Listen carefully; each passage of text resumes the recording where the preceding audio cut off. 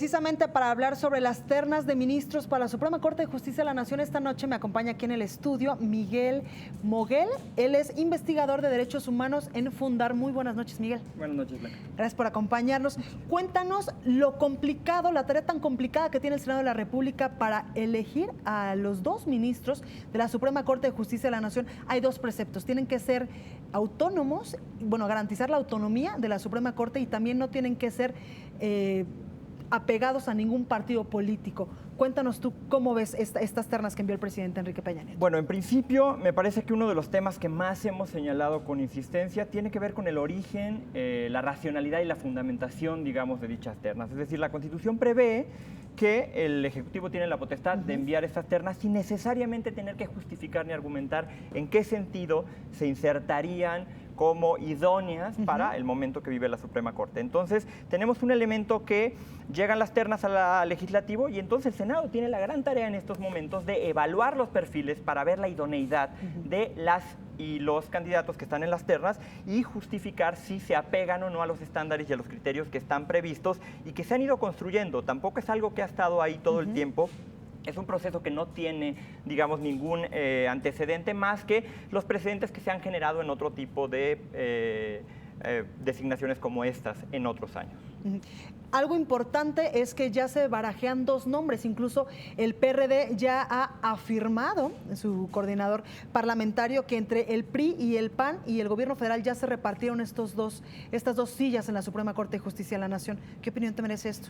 Me parece que uno de los elementos que también está en voz de todo el mundo es el tema de adelantar. La propuesta de la mesa directiva de adelantar las comparecencias de los candidatos al martes nos pareció en un momento que adelantan la posibilidad de que la ciudadanía, y que en específico los senadores, tengan la oportunidad de revisar el proceso tal como la Comisión de Justicia ya lo había descrito, que incorpora nuevas categorías y nuevos estándares de audiencias públicas, de idoneidad. Tienen que justificar ellos por qué ven la posibilidad de estar como ministros en la Suprema Corte, cuál sería su aporte, en fin. Esto lo vamos a adelantar, y lo que vamos a tener mañana es una pasarela de candidatos que de entrada, digamos, pasarán el checklist, y la semana que viene, entonces, ya básicamente muchos de los partidos muy probablemente ya tengan una idea de por quién van a inclinarse, sin ponderar los elementos que surjan en las audiencias y en la discusión pública que se desata la próxima semana.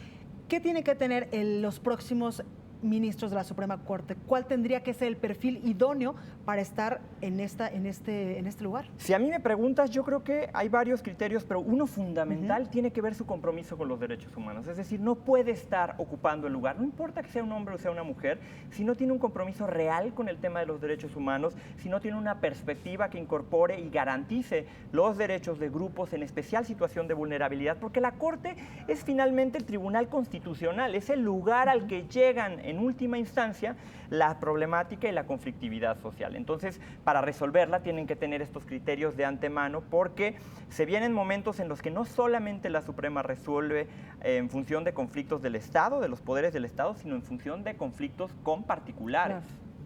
Oye, hay varios perfiles polémicos, entre ellos está el de Alejandro Gómez, quien es actualmente Procurador de Justicia del Estado de México y que ya se rumora tiene vínculos cercanos con el consejero jurídico de Presidencia de la República. Él será uno de los perfiles, como los demás seguramente tendrán que pasar por la Comisión de Justicia y tendrán que evaluar. Efectivamente, en los hechos de Tlatlaya, la Procuraduría General de Justicia tuvo injerencias, es decir, hay temas de abusos y hay temas de, digamos, de violaciones graves a derechos humanos en temas de debido proceso, donde él como titular tiene cierta responsabilidad y por ello lo llamaron a comparecer. Ese será un elemento a ponderar, uno de los tantos elementos que están dentro de los que hemos llamado criterios objetivos para evaluar la idoneidad de los candidatos, y los invitaría también a visitar la página de designaciones.org, donde pueden conocer un poco el contenido de estos perfiles y el contenido, digamos, de los criterios objetivos para poder evaluar cada una de las candidaturas. ¿Estos perfiles de los 6 candidatos que propone el presidente Enrique Peña Nieto son idóneos desde tu punto de vista como experto para literalmente estar frente a la Suprema Corte de Justicia de la Nación? Bueno, uno, en principio no los conocemos, los ciudadanos no los conocemos, nos acabamos, digamos, de enterar, hasta mañana quedarían publicados, digamos, no solamente esta BIOS que tú nos acabas de hacer el favor de de presentar, sino además elementos como si se tratara de jueces, la racionalidad jurídica y técnica desde la cual argumentaron sus sentencias, la probidad o la proactividad que tuvieron en la tutela y garantía de derechos humanos, si tuvieron algún tipo de función pública, en fin.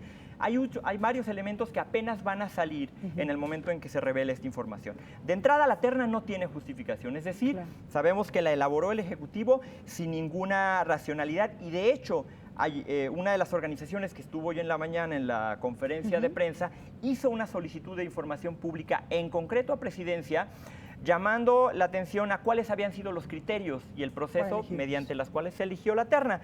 Y la respuesta es que no existía ninguno. Bueno, pues preocupante. Muchas gracias, Miguel, por habernos acompañado esta noche aquí en el Financiero Bloomberg. Al contrario, a ti muchísimas gracias y buenas noches. Gracias. Tuvimos la presencia de Miguel Moguel, investigador de derechos humanos en Fundar.